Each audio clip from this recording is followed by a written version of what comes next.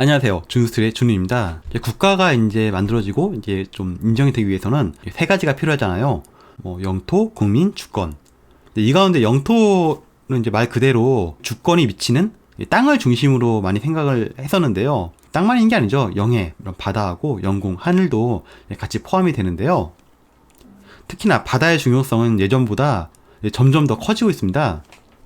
그래서인지 작은 바위 하나만 있어도 막 콘크리트를 막 들이부어서 그 땅을 넓힌다던가 자기 나라의 영향력을 확실히 하는 그런 사례들도 볼 수 있는데요. 이제 바다가 없는 내륙 국가 같은 경우에는 확실히 여러 가지 면에서 불리하기 마련이고 또 어떤 대가를 치르고서라도 얻고 싶어 하는데요. 그런데 원래 바다를 가지고 있었는데 여러 가지 이유로 바다를 잃어버린 그런 경우에는 속상하고 분노까지 느낄 수 있겠죠. 오늘 준우스토리에서는 원래는 바다를 가지고 있었는데 바다를 잃어버린 그런 나라들에 대해서 한번 이야기해 보겠습니다. 오늘날 UN 회원국 195개 가운데 45개의 국가들이 이제 바다가 없는데요. 내륙 국가라고 하죠. 이 중에는 이제 이웃 국가가 도와주지 않으면 아예 해상 교역 자체가 불가능해서 몇몇 나라들은 아주 막 작은 항구 하나만 있어도 굉장히 소중하게 관리를 하는데요. 제 첫 번째로 오스트리아, 헝가리를 말씀드리겠습니다. 지금은 서로 다른 나라지만은 한때는 같은 나라였었는데요. 오스트리아, 헝가리 제국은 한때 광대한 영토를 가지고 때문에 당연히 바다도 가지고 있었겠죠. 그러던 중에 1919년 1차 세계대전의 패전으로 인해서 바다와 해군을 상실하게 됩니다. 제가 이전 영상에서 소개해드렸던 그 사운드 오브 뮤직 영화 소개 같은 경우에서도 해군이 있어서 폰 트랩 대령 가족 이야기가 있던 것처럼요. 1915년 당시 오스트리아 헝가리 제국의 해군 총 병력은 33,735명이었는데요. 나중에 이 나라의 해안 지방은 이탈리아와 크로아티아의 해안선으로 되었습니다. 그리고 해군 사관학교도 오늘날의 크로아티아 지방에 있었다고 합니다. 두 번째로 볼리비아. 남미의 내륙 국가 볼리비아도 한때는 이제 바다를 가지고 있었는데요. 지금 잘 보시면은 볼리비아는 칠레하고 페루에 의해서 바다로 진출할 수 있는 지역이 막혀 있잖아요. 한때 이 지역이 볼리비아 거였어요. 근데 이건 단순하게 같은 크기의 영토를 있는 것보다 더 다른 차원의 문제라고 볼 수 있습니다. 작은 태평양 전쟁이라고까지 불리는 남미 국가들의 전쟁으로 칠레하고 페루 볼리비아 연합군이 벌인 전쟁인데요. 여기서 페루 볼리비아 연합군의 패배로 인해서 볼리비아는 지도상에서 해안선을 잃게 되었습니다. 1880년 타크나 전투에서 페루 볼리비아 연합군에게 결정적인 타격이 가해졌고 칠레는 1884년 강화 조약으로 광물 자원이 풍부한 타라파타 주 지역, 옛날에 페루 땅이었죠. 그리고 리토랄 지역, 예전에 볼리비아 지역을 이렇게 병합하였는데 이 때문에 볼리비아는 풍부한 자원에도 불구하고 바다로 이제 이어진 영토를 잃고 내륙국이 되어 점점 가난한 나라가 된 반면 전쟁에 승리한 칠레는 광물 자원 수출로 높은 경제 성장률을 보여주고 있습니다. 근데 사실은 지금도 볼리비아군은 해군이 있어요.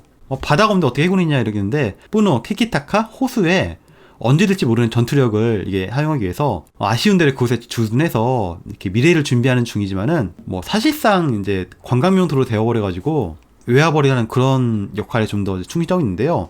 물론 교역항이 없는 볼리비아를 배려해가지고 칠레에서는 이끼께 무역항을 빌려주어서 무역을 활용하고 있고 또 한때 같은 편이어서인지 페루에서도 타크나 지역의 일부 해안선을 볼리비아가 쓸 수 있도록 해주었습니다. 그래도 언제든지 페루나 볼리비아가 마음에 안 들면은 막을 수 있기 때문에 좀 불안하게 이제 사용하고 있는 중이겠죠. 세 번째, 몽골. 몽골은 대표적인 이제 아시아의 내륙국가 중에 하나인데요. 재미있는 자료가 있어서 소개해드리려고 합니다. 오늘날에도 몽골도 해군을 가지고 있어요. 러시아와 국경을 맞대고 있는 염해 소금호수죠. 우브스 호수에 스쿠바라트 3호라는 군함 한 척과 해군 7명이 있었습니다. 이게 답니다. 해군 전력에. 어떻게 보면 해군이라기보다는 이제 수군이라고 표현하는 게 더 맞는 것 같은데요. 한때 그래도 이제 굉장히 중요한 역할을 했는데 러시아와의 이제 마찰을 피하기 위해서 순찰 업무를 주로 한 적이 있는데 군사 업무뿐만 아니라 화물 운반이라든지 또 여러 가지 자벽 그리고 우브스 호수에 호수 관광에도 쓰이고 있는데 7명 그 해군들은 그 관광객들을 맞이하면서 이제 좀 알바 노릇을 톡톡히 하고 있지만은 최근 들어서는 결국에는 육군에 편입되었다고 합니다. 세계에서 가장 큰 호수 카스피해 육지로 둘러싸여 있어가지고 호수로 보는 게 맞느냐. 그런데 이곳은 원래는 바다였던 곳이 이제 막힌 거예요. 그 땅이 점점 그 지형 변화로 인해서요. 그래서 지금도 민물이 아니라 소금물을 갖고 있기 때문에 그 바다로 봐야 되는 거 아니냐, 이렇게 두 가지 주장이 있는데요. 이게 단순하게 바다냐 호수냐가 아니라 어떻게 구별하는지에 따라서 각 나라들의 경제적 이득이 달라지기 때문에 좀 이야기는 복잡해집니다. 카스피해 주변에는 러시아, 카자흐스탄, 투르크메니스탄, 이란, 아제르바이잔 이렇게 5개의 나라들이 걸쳐 있는데요. 이 5나라는 카스피해가 바다냐 호수냐 이 결정에 따라서 법적 지위를 가지고 10년이 넘게 협상을 벌이고 있습니다. 이는 각국의 이해관계에 따라서 서로 다른 이제 주장을 하기 때문인데요. 물론 소련 시절에는 뭐 큰 문제 없었어요. 그때는 이제 소련과 이란이 각각 5대5로 그 지분을 가지고 있었는데, 옛 소련 국가들이 새롭게 독립을 한 이후로 권리가 이제 나눠지게 될 텐데요. 세계 최대 산유국인 사우디아라비아가 2,600억 배럴, 카스피해의 석유 매장량 500억에서 2,000억 배럴 정도가 어느 정도의 많은 양인지 짐작하실 수 있을 겁니다. 러시아, 카자흐스탄, 아제르바이잔은 이 카스피해를 바다로 봐야 한다는 그런 입장이고, 이란과 투르크메니스탄은 호수로 봐야 된다는 입장입니다. 만약에 바다로 보게 되면은 그 해안선을 따라서 분배가 되지만은 호수로 지정이 되면은 나라별로 균등 분할이 되기 때문이죠.